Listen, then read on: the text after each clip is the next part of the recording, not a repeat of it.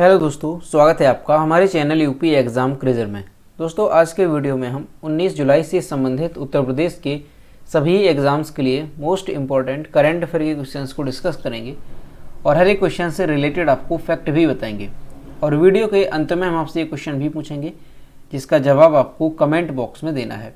और अगर आपको इसकी PDF डाउनलोड करनी है तो इसकी PDF आप हमारे टेलीग्राम ग्रुप से डाउनलोड कर सकते हैं। टेलीग्राम ग्रुप की लिंक आपको वीडियो के डिस्क्रिप्शन में मिल जाएगी।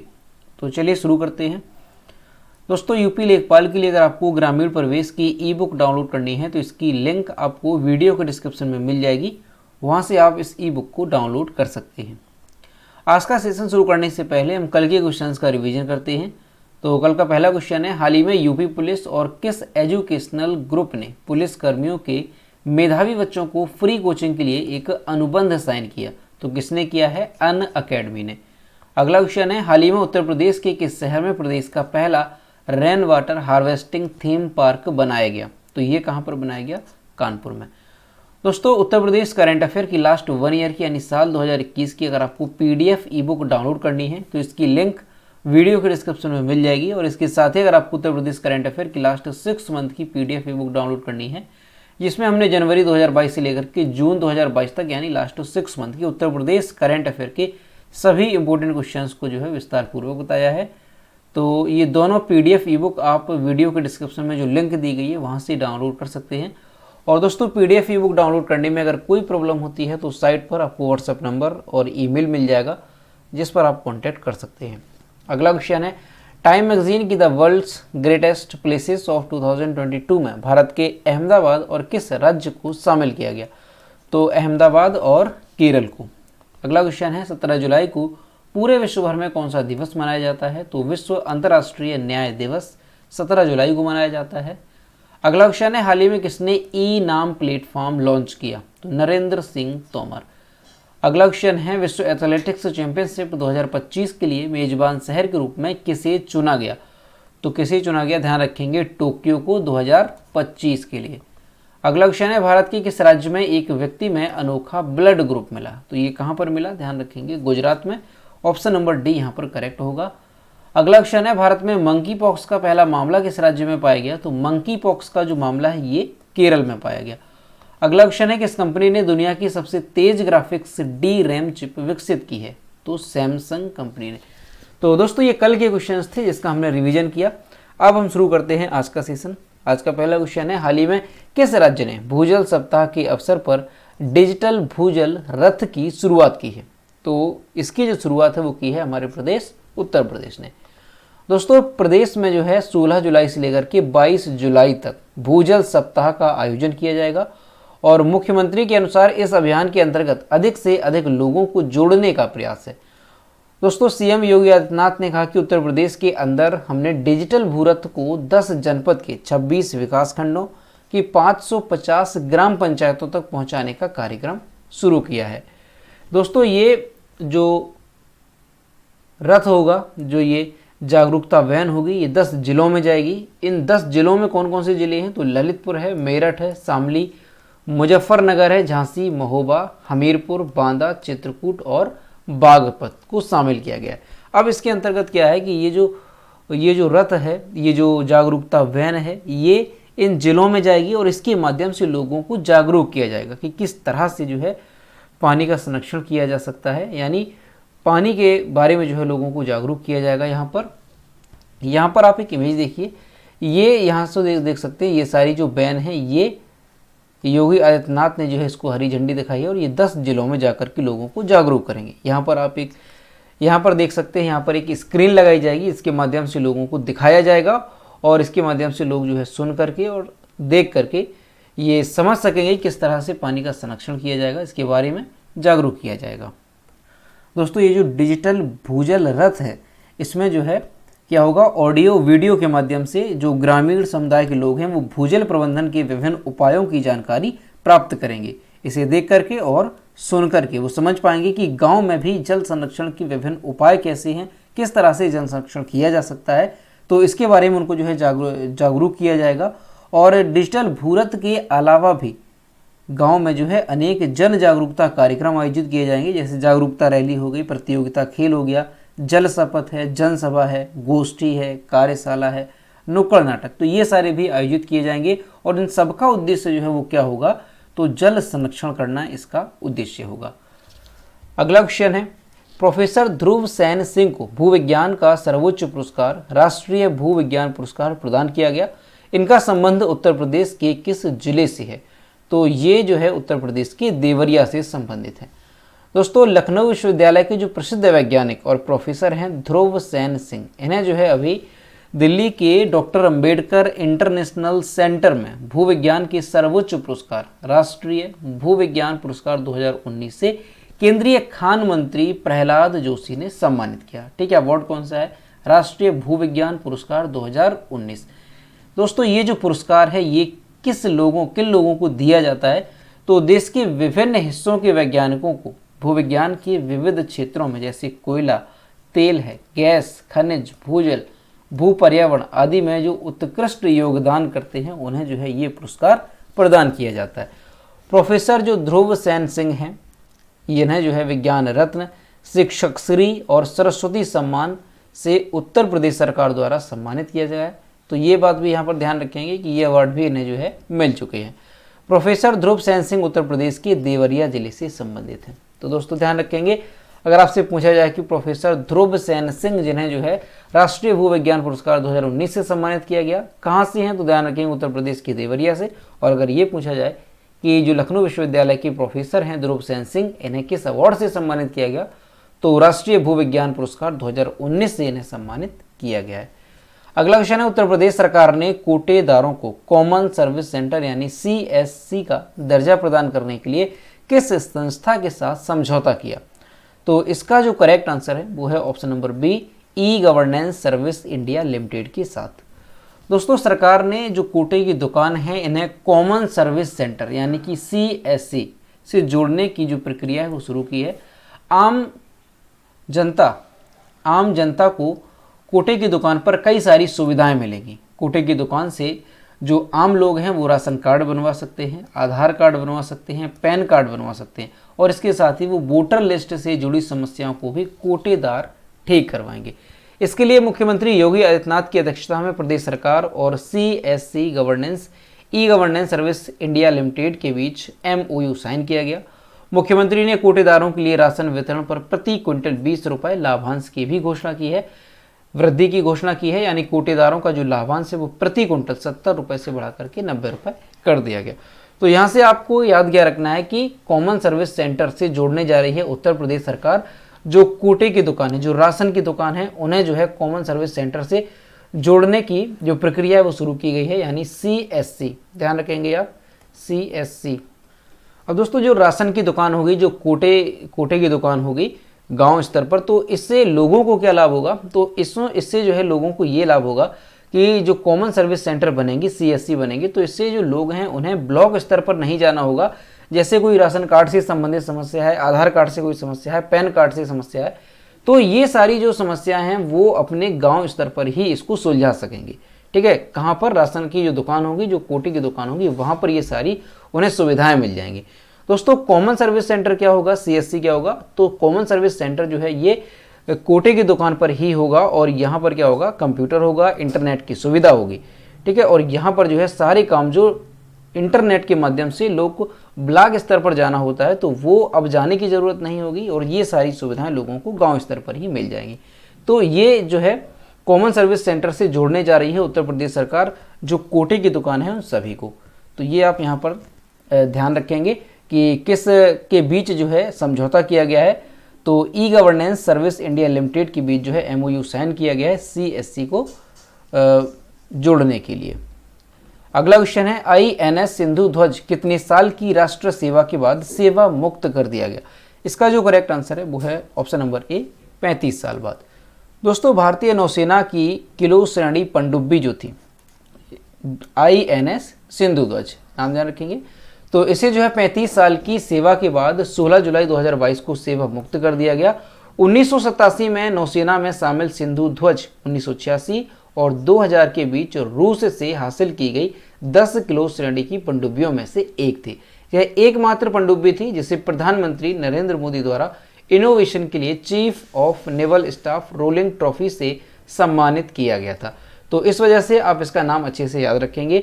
जो INS सिंधु ध्वज है, इसे जो है प्रधानमंत्री नरेंद्र मोदी ने chief of naval staff rolling trophy से सम्मानित किया गया था और ये एकमात्र ऐसी पनडुब्बी थी। ठीक है, तो ये आप यहाँ पर ध्यान रखेंगे किस अवार्ड से, chief of naval staff rolling trophy से सम्मानित किया गया। ठीक, अब देखिए क्वेश्चन यहाँ से इस तरह से भी पूछा जा सकता है कि INS सिंधु ध्वज क्या है। ठीक है, ऑप्शन आपको दे दिए जाएंगे कि रॉकेट है, मिसाइल है, एक पनडुब्बी है। ठीक, तो ध्यान रखेंगे आप, ये एक पनडुब्बी थी जिसे अभी सेवा मुक्त कर दिया गया। अगर ये पूछ लिया जाए कितनी साल की सेवा के बाद, तो 35 साल की सेवा के बाद। और अगर ये पूछा जाए कि किस पनडुब्बी को chief of naval staff rolling trophy से सम्मानित किया था प्रधानमंत्री नरेंद्र मोदी ने, तो भी आंसर क्या हो जाएगा, INS सिंधु ध्वज को। अगला क्वेश्चन है, भारत का कौन सा राज्य अपनी इंटरनेट सेवा वाला पहला राज्य बना, तो ये बन गया है केरला। ऑप्शन नंबर डी यहाँ पर करेक्ट हो जाएगा। मुख्यमंत्री पिनराई विजयन के अनुसार जो केरल है ये देश का पहला और एकमात्र राज्य बन गया है जिसके पास अपनी इंटरनेट सेवा है।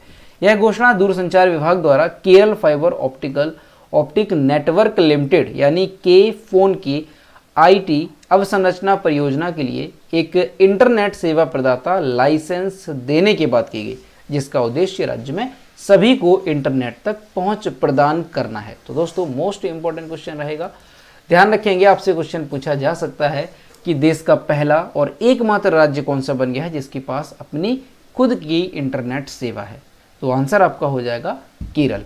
दोस्तों अब यहाँ पर जो है आपने देखा कि जो घोषणा है ये दूरसंचार विभाग द्वारा Kerala fibre optic network limited की IT अवसंरचना परियोजना के लिए एक इंटरनेट सेवा प्रदाता यानी ISP लाइसेंस देने के बाद की गई है। अब जो यहाँ पर है के फोन यानी कि Kerala fibre optic network limited, तो के फोन का मतलब क्या है दोस्तों, के फोन या इसे आप कह सकते हैं Kerala fibre optic network limited एक राज्य सरकार की पहल है जिसका उद्देश्य क्या है, डिजिटल अंतर को खत्म करना।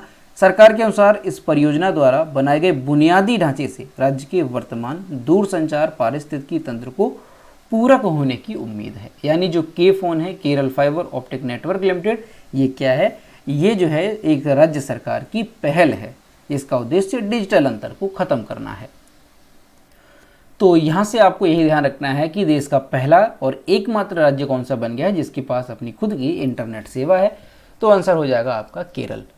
अगला क्वेश्चन है, हाल ही में किसने महिला एकल 2022 सिंगापुर ओपन बैडमिंटन खिताब जीता, तो ये जीता है PV सिंधु ने। ऑप्शन नंबर सी यहाँ पर करेक्ट होगा। भारतीय शटलर PV सिंधु ने 17 जुलाई 2022 को सिंगापुर ओपन बैडमिंटन टूर्नामेंट का अपना पहला महिला एकल खिताब जीता। उन्होंने 2022 सिंगापुर ओपन के फाइनल में चीन की वांग झी यू को हराया। एंथनी सिनुसुका गिंटिंग ने बैडमिंटन के सिंगापुर ओपन 2022 में पुरुष एकल का खिताब जीता। ठीक, नाम ध्यान रखेंगे दोनों। महिला एकल का खिताब किसने जीता, तो ये भारतीय शटलर है PV सिंधु, और पुरुष एकल का खिताब किसने जीता, तो ये जीता है किसने, एंथनी सिनुसुका गिंटिंग ने। ठीक, इनका नाम ध्यान रखेंगे। सिंधु ने 2022 में 3 खिताब जीते, कौन कौन से, तो स्विस ओपन जीता, सैयद मोदी इंडिया इंटरनेशनल खिताब जीता और अभी इन्होंने सिंगापुर ओपन जीता महिला वर्ग में। ठीक, तो ध्यान रखेंगे आप, इनके नाम पर 2022 में 3 जो है खिताब जीते गए हैं और अभी हाल ही में इन्होंने कौन सा खिताब जीता, तो ये जीता है इन्होंने सिंगापुर ओपन बैडमिंटन टूर्नामेंट महिला एकल का खिताब। अगला क्वेश्चन है, हाल ही में किसे NDA के उपराष्ट्रपति पद के उम्मीदवार के रूप में घोषित किया गया, इसका जो करेक्ट आंसर है वो है option number B Jagdeep Dhankhar को, और यहाँ पर आप इनकी इमेज देख सकते हैं।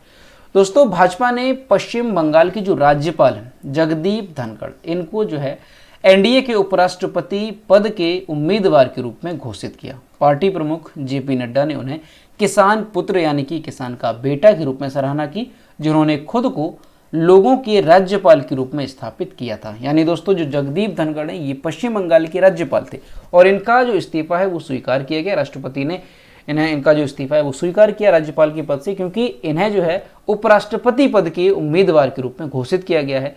NDA के पास लोकसभा और राज्यसभा के सांसदों वाले निर्वाचक मंडल में स्पष्ट बहुमत है और इसके साथ ही जो धनखड़ हैं ये 6 अगस्त को उपराष्ट्रपति का चुनाव जीतने की उम्मीद है।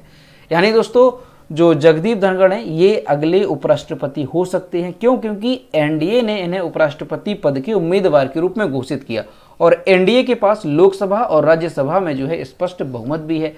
तो जो जगदीप धनखड़ हैं ये जो है निश्चित रूप से ही अगले उपराष्ट्रपति में ये जीतेंगे। एम वेंकैया नायडू का ये स्थान लेंगे, जिनका कार्यकाल 10 अगस्त को समाप्त होने जा रहा है। तो दोस्तों ध्यान रखेंगे कि अगले उपराष्ट्रपति के रूप में जो है कौन हो सकते हैं, तो जगदीप धनखड़, और ये अभी पश्चिम बंगाल के राज्यपाल थे, इन्होंने अभी इस्तीफा दिया। अब यहाँ पर एक बात और ध्यान रखनी है कि इन्होंने पश्चिम बंगाल के राज्यपाल पद से इस्तीफा दे दिया, तो पश्चिम बंगाल के जो राज्यपाल हैं कार्यवाहक, उसे कौन बनाया गया, यानी पश्चिम बंगाल का जो अतिरिक्त प्रभार है वो किसे दिया गया।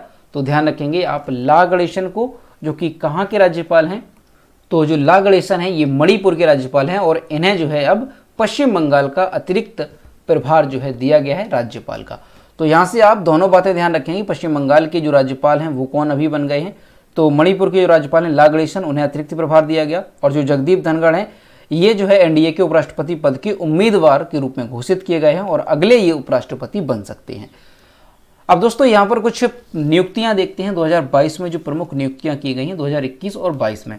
तो पहले ध्यान रखेंगे लोकसभा अध्यक्ष वर्तमान में कौन है, तो ओम बिरला। सर्वोच्च न्यायालय के मुख्य न्यायाधीश कौन है, एन.वी. रमना। भारतीय थल सेना के अध्यक्ष कौन है, तो जनरल मनोज पांडे। भारतीय जल सेना के अध्यक्ष एडमिरल आर हरि कुमार। भारतीय वायुसेना के अध्यक्ष कौन है, तो एयर चीफ मार्शल विवेक राम चौधरी। नीति आयोग के उपाध्यक्ष कौन है, ये हाल ही में बनाए गए थे, सुमन बेरी। आरबीआई के गवर्नर कौन है वर्तमान में, तो शक्तिकांत दास। इसरो के अध्यक्ष एस सोमनाथ, ये भी कुछ समय पहले बनाए गए थे। और मुख्य चुनाव आयुक्त कौन है, तो राजीव कुमार, ये जो है मुख्य चुनाव आयुक्त हैं।